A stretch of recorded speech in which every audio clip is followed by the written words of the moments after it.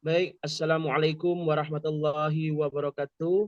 Kami dari kelompok 1 yang PPL di SMP Negeri 11 Padang ingin menampilkan hasil diskusi kami tentang rancangan pembelajaran dalam PBD di lembaran kerja W, yang mana kelompok kami beranggotakan yang pertama Mindo Restu Sihite, yang kedua Muhammad Reza Fahrizal, yang ketiga Nadia Mufridah, yang keempat Nur Safitri, yang kelima Bino Gunawan.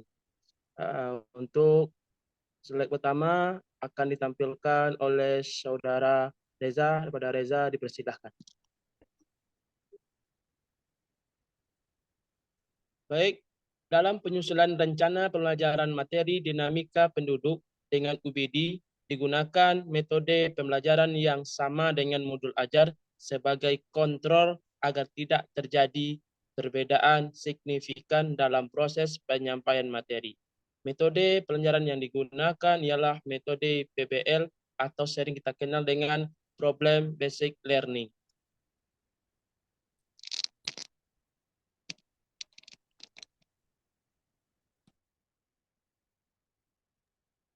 Selanjutnya, pada Nur, silakan. Oke, baiklah. Selanjutnya akan saya jelaskan tentang apa tujuan pembelajaran Anda. Tujuan pembelajaran disusun berdasarkan taksonomi Bloom yang telah direvisi yang bertujuan mentransfer.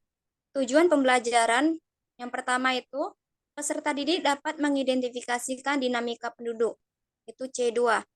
Yang kedua, peserta didik dapat menelaah faktor-faktor yang mempengaruhi dinamika penduduk, itu C3. Dan yang ketiga, peserta didik dapat menganalisis piramida penduduk, itu C4. Dan selanjutnya itu yang terakhir, peserta didik dapat menganalisis komposisi penduduk, itu C4. Selanjutnya, bagaimana posisi kemampuan peserta didik dilihat dari tujuan pembelajaran. Posisi kemampuan peserta didik dilihat dari tujuan pembelajaran yang telah dirumuskan berada pada posisi C2 sampai C4. Selanjutnya akan dijelaskan oleh teman saya.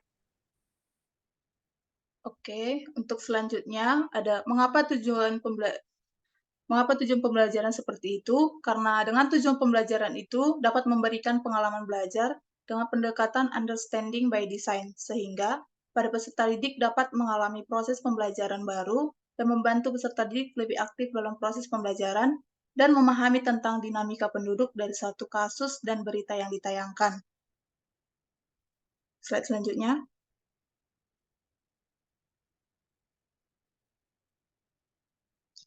Tentukan unjuk kinerja atau dari 6 unjuk kerja. Jadi unjuk kerja berupa kemampuan menjelaskan berdasarkan analisis dari video dan kasus berita yang telah dilakukan. Kemampuan menjelaskan ialah kemampuan peserta didik untuk melakukan penjabaran terhadap suatu topik. Untuk selanjutnya, saya serahkan kepada Kak Nadia.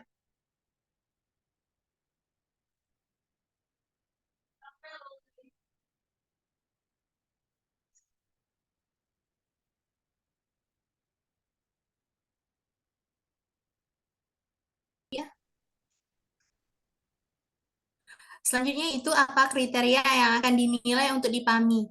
Kelompok 1 mampu menjelaskan, yaitu akurat, koheren, dibenarkan, sistematis, prediktif. Kelompok 2 mampu menafsirkan, bermakna, berbagi wawasan, signifikan, ilustratif, membuat jelas. Selanjutnya, yaitu kesimpulan. Rencana pembelajaran yang dibuat mengacu pada langkah kerja W, yaitu where and why, serta di dalam rencana pembelajaran ini diusahakan agar peserta didik melakukan kegiatan pembelajaran yang berpikir dengan berdasarkan pemahaman dan menginginkan yang dicapai peserta didik atas maka rancangan W muncul pada kegiatan awal, yaitu peserta didik mendengarkan guru, menyampaikan tujuan pembelajaran yang akan dicapai dalam proses pembelajaran mengenai dinamika penduduk atau W. Baik, itulah hasil diskusi kelompok kami.